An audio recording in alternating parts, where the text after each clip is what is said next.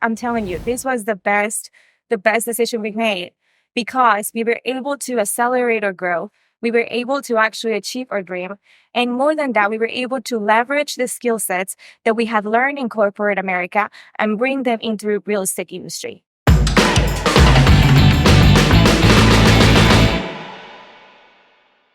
Hi guys, I am Paula Nichols with Apogee Capital, and I'm excited to be here with y'all to share about the secret of achieving greatness.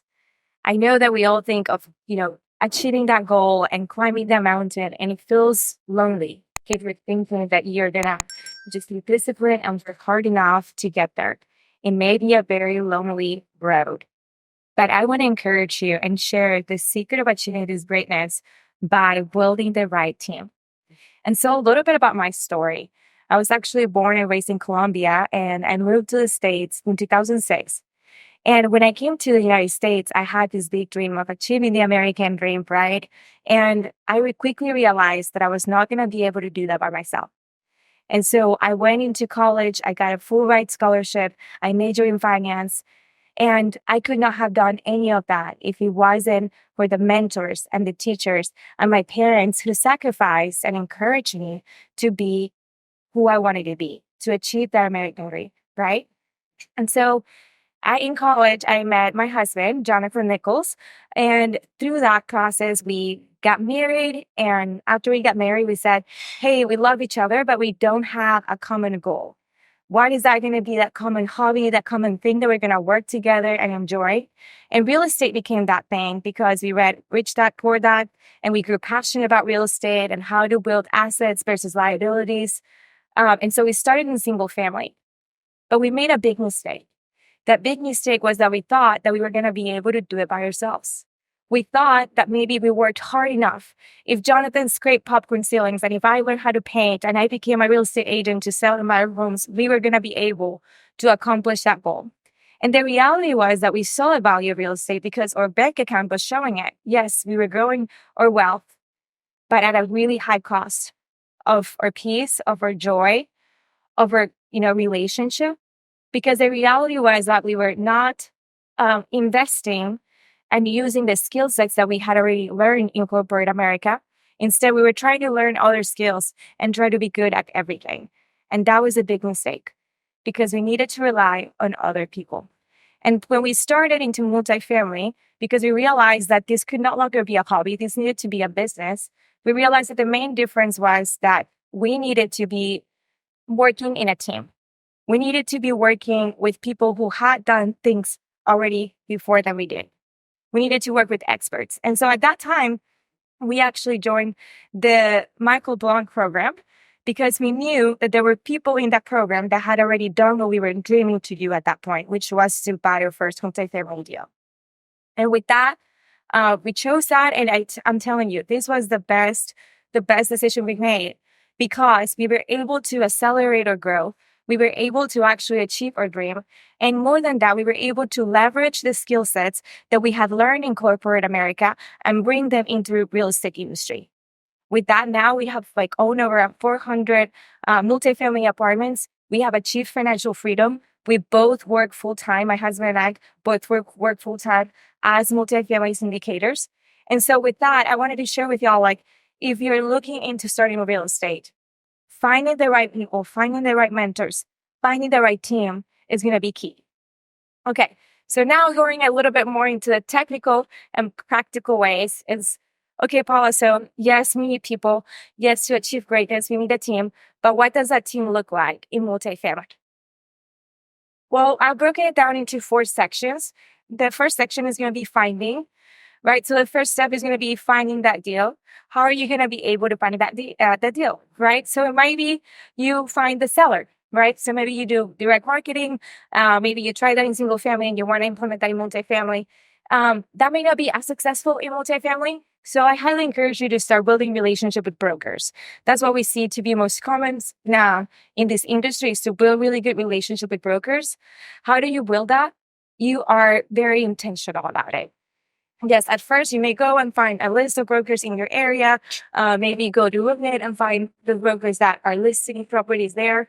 But after you find the ones that are selling the properties that you're wanting to buy, you should be intentional about like meeting them where they are, right? Yes, give them a call, but invite them over for dinner, invite them over for coffee, underwrite their deals, have something in common, find something in common. Maybe your kids play soccer in the same city, right? Or whatever you guys have in common, find some commonality so you guys can develop that relationship.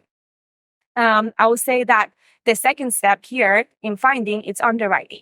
So you do need to know how to underwrite and how to vet these deals to make sure that you're acquiring something that it's valued, right? So when it comes to underwriting, you need to find someone who's good at underwriting and can teach you how to underwrite. Maybe you're not going to become an expert in underwriting, but you need to be under the wing of someone who is an expert. You need to know the market, you need to know the assumptions so that you can find the right deal and make sure that the investment that you're making is going into a project that's worth it, right? Now, the same thing goes. That underwriting is hopefully going to be leveraged during your conversations with brokers. And so that's really going to be super helpful. Now, the next phase of your, investing journey might be now acquiring the property.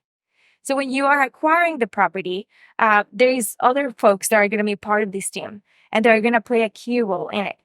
The first one might be your lawyer. So your lawyer is going to help you really draft that PSA, draft that LOI, and then the PSA, draft all of the legal documents that are going to help you close on that deal. These legal documents are so critical because these documents are going to protect you, your investment, and your investors. And so make sure that you find a reliable lawyer that is able to communicate with you in a timely manner. Now, the second person that might be involved is the lender.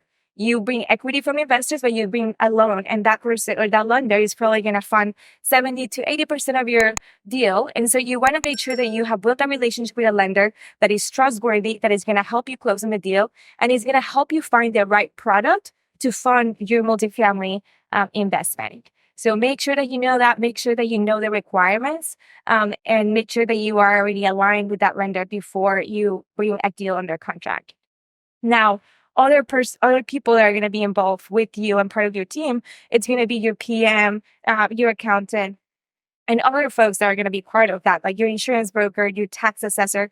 They're going to help you make sure that you're making the right assumptions when it comes to your operating expenses in your project. When we're talking about the ownership group, right? So maybe it's just you are wanting to close on your multifamily, but know that you are going to be busy talking to brokers, busy underwriting deals. So now you're also going to be busy talking to potential KPs. KPs stand for key principals. And usually a KP is going to be the one who's going to lend its net worth and experience for you to be able to close on that deal. And mainly, the lender is going to have the requirement for this experience, net worth, and liquidity. And so that KP is going to help you fulfill that. Because if it is your first deal, you may not have already experienced, multifamily funding or closing deals. So you need that, and you need a KP that's willing to do that for you. You will also need other co-GPs. And other co-GPs, they bring different skills into your project. One of those skills may be the ability to raise capital and include other LPs in your deal. Now, when it comes to LPs, that's like the third party that's going to be important in order to close and acquire your deal. And the LPs are going to be the ones basically ensuring that you fund the deal. These LPs are passive investors who are trusting your co-GPs and you as a general partner to close on the deal and execute the business plan. Now, that brings me to the third part, right? So we have found the deal, we have acquired the deal, but then we have to remember to manage the deal.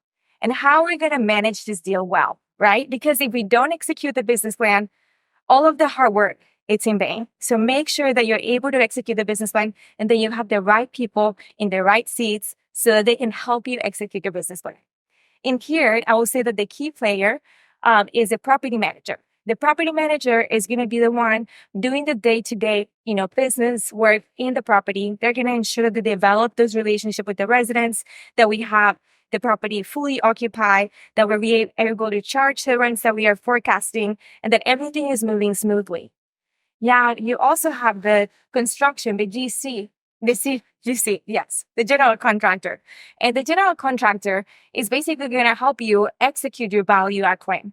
So if you're buying a value add multifamily, saying that you're going to change countertops and cabinets and change the flooring on your apartments, you need to ensure that you have a general contractor that has provided you with a fair budget and a fair timeline so that they can be reliable and they can be trustworthy of executing in budget and on time.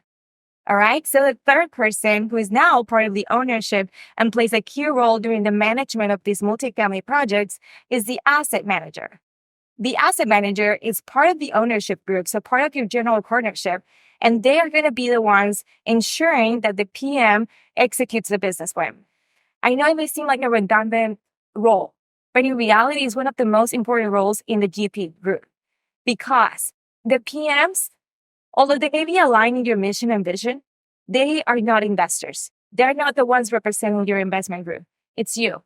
And so as an asset manager, you will be able to ensure that your business plan is being executed successfully, and that if there were to be any risks or any issues, that your PM is preventing them or solving them accurately.